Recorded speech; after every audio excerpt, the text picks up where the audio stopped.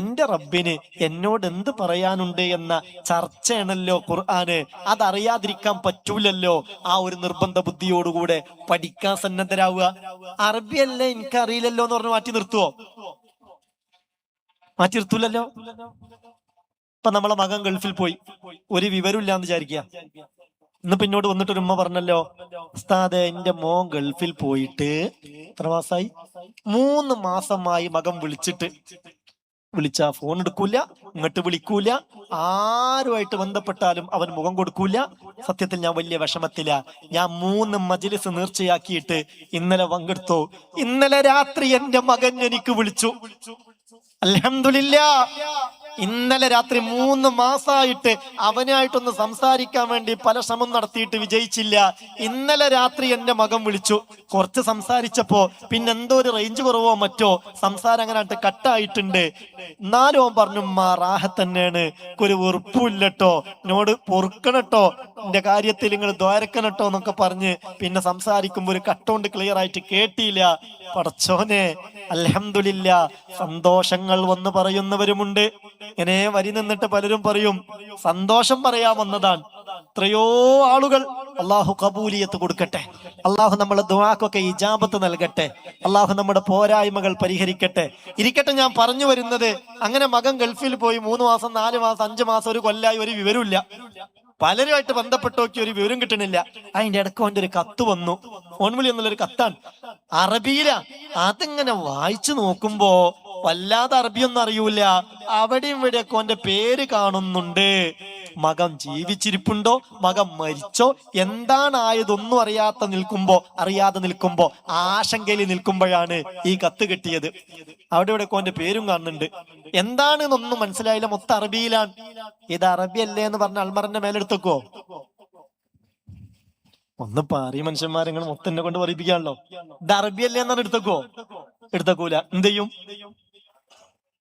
അറിയുന്നവരെടുത്ത് പോവും, ചോദിക്കും. ഒരാളെടുത്ത് നിന്ന് അയാള് പറഞ്ഞു, എന്താ എനിക്ക് ശരിക്കും മനസ്സിലാകുന്നില്ല, എന്നാ അതോട് നിർത്തുവോ? അതെന്താന്ന് അറിയുന്നത് വരെ അതുമായിട്ട് നമ്മൾ നടക്കും. എന്റെ റബ്ബിന് എന്നോട് എന്ത് പറയാനുണ്ടെന്ന ചർച്ചയുടെ ഖുർആൻ.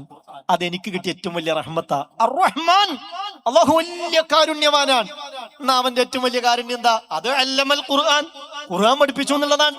അതിനേക്കാൾ വലിയ കാരുണ്യൊന്നുമില്ല. ഖിയാമത്ത് നാൾ വരെ മുഅ്ജിസത്തായി ഇവിടെ നിലനിൽക്കുന്ന ഈ ഖുർആൻ, അത് നമ്മൾ പഠിക്കണം, അതിന്റെ ആളായി മാറണം. നിങ്ങൾ ആലോചിക്ക്, ഈ ഖുർആന്റെ ഒരു വെല്ലുവിളി ഉണ്ടല്ലോ.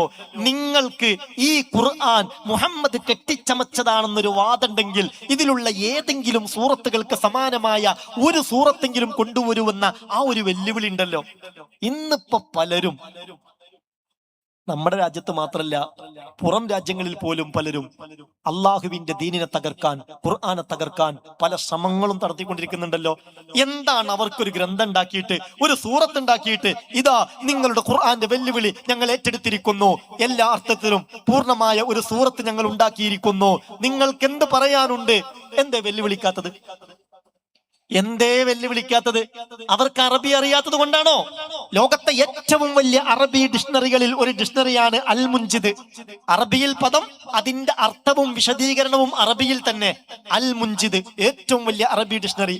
അതുണ്ടാക്കിയത് ഒരു മുസ്ലിം അല്ല, ഫാദർ ലൂയിസ് മഅലൂഫ് എന്ന ഒരു ക്രിസ്ത്യൻ പുരോഹിതനാണ് അറബി ഡിക്ഷണറി ഉണ്ടാക്കിയത്. എന്തേ ഖുർആനിലെ സൂറത്തുകൾക്ക് സമാനമായ ഒരു സൂറത്ത് കൊണ്ടുവരാൻ കഴിയാത്തത്?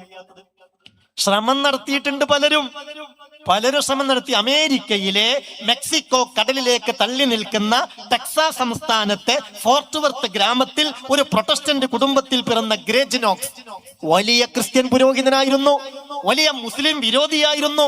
അള്ളാഹുവിന്റെ ഖുർആന്റെ ഈ വെല്ലുവിളിയെ ഏറ്റെടുക്കണമെന്ന താല്പര്യത്തോടെ അയാൾ അതിനുവേണ്ടി കച്ചകെട്ടി ഇറങ്ങി. അറബി സാഹിത്യം പഠിച്ചു, ബിരുദാനന്തര ബിരുദങ്ങൾ നേടി, അതിനുള്ള എല്ലാ ശ്രമവും നടത്തി. അവസാനം ആ മനുഷ്യൻ കണ്ണ് നിറച്ചിട്ട് വിളിച്ചു പറഞ്ഞതാണ്, അശ്ഹദു അല്ലാ ഇലാഹ ഇല്ലല്ലാഹ് വ അശ്ഹദു അന്ന മുഹമ്മദർ റസൂലുള്ളാഹ്. ഇന്നും അമേരിക്കയിൽ വലിയ ലൈബ്രറികളൊക്കെ സ്ഥാപിച്ച് ഇസ്ലാമിക പ്രചരണ പ്രബോധന പ്രവർത്തനങ്ങളിൽ മുഴുകിയിരിക്കുകയാണ് ഗ്രേജിനോക്സ്. ഇതെന്തിനാ ഞാൻ പറഞ്ഞെന്നറിയോ? ഈ വെളിച്ചം നമ്മളെ കയ്യിലുണ്ടായിട്ടേ അത് അൽമറയിൽ മാത്രം വെച്ചാ പോരാ, നമ്മൾ എപ്പോഴും അതിന്റെ ആളാവണം. റസൂലുള്ളാഹിക്ക് ഒരുപാട് മോചിതത്ത് അല്ലാഹു കൊടുത്തിട്ടുണ്ടെങ്കിലും ഖുർആൻ അല്ലാത്തൊക്കെ ചരിത്രയിലെ അയില്ലേ, ഖുർആൻ അല്ലാത്ത എല്ലാം ചരിത്രയിലെ മോചിതത്ത് ഒരുപാടുണ്ട്, ഒരുപാട് മോചിതത്ത്. ആയാതുഹു വൽ മുഅ്ജിസാതു കസീറത്തുൻ ഷഹിദത് ബിസിഹ്ഹതിഹാ ഉഖൂലുൽ ഹുസ്നദി യാ റബ്ബി സല്ലി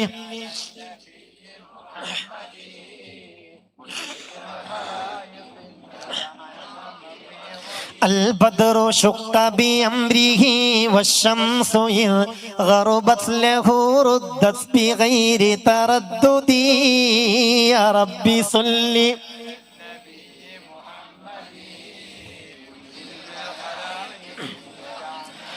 والوحش والأشجار كالسجدت له وعليه كالسلمن بعد تشهدي يا ربي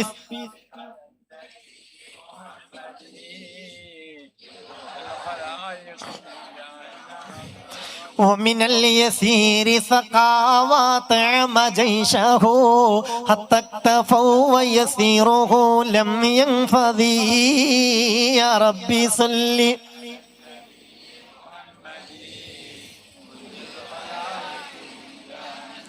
ഒരുപാട് മോചിതത്തുണ്ട്, ദൃഷ്ടാന്തങ്ങളുണ്ട്.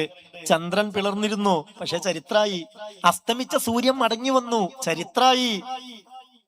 വൃക്ഷങ്ങൾ റസൂലുള്ളാഹിന്റെ അടുത്തേക്ക് വന്നിട്ട് സുജൂദ് ചെയ്തു, പശുക്കൾ റസൂലുള്ളാഹിന്റെ അടുത്തേക്ക് വന്ന് സുജൂദ് ചെയ്തു, മാൻപേടൊക്കെ അങ്ങനെ വന്നിട്ട് പൊട്ടി പൊട്ടി കരഞ്ഞിട്ട് സങ്കടം പറഞ്ഞില്ലേ. ആതാക്കൽ ഊദു യബികി വതദല്ലൽ ബൈന യദൈക വസ്തജാറക യാ ഹബീബി ഇൻദകൽ ബിയുൻ നുഫൂറു യാ നബി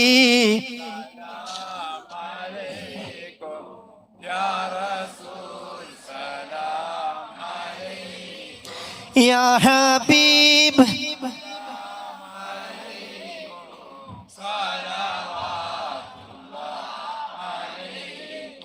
അങ്ങനെ ഒരുപാട് സംഭവങ്ങൾ ഉണ്ടായിട്ടുണ്ട്. പക്ഷെ ഇന്നിപ്പോ അതൊന്ന് കാണിച്ചേരി എന്ന് പറഞ്ഞാൽ ചരിത്രല്ലേ, കാണിച്ചു കൊടുക്കാൻ നമ്മുടെ കയ്യിലുണ്ടോ? അൽ ഖുർആനുൽ കരീം ഹുവ അഅ്ലമു മുഅ്ജിസത്തിൻ നബിയിൽ കരീം. ഖുർആൻ അത് മുത്തുനബിയുടെ ഏറ്റവും വലിയ മുഅ്ജിസത്താണ്. അത് നമ്മൾ അറിയണം, അത് നമ്മൾ പഠിക്കണം. എന്റെ റബ്ബിന് എന്നോട് എന്ത് പറയാനുണ്ടെന്ന ചർച്ച അതിൽ നമ്മൾ ലയിച്ചു ചേരണം.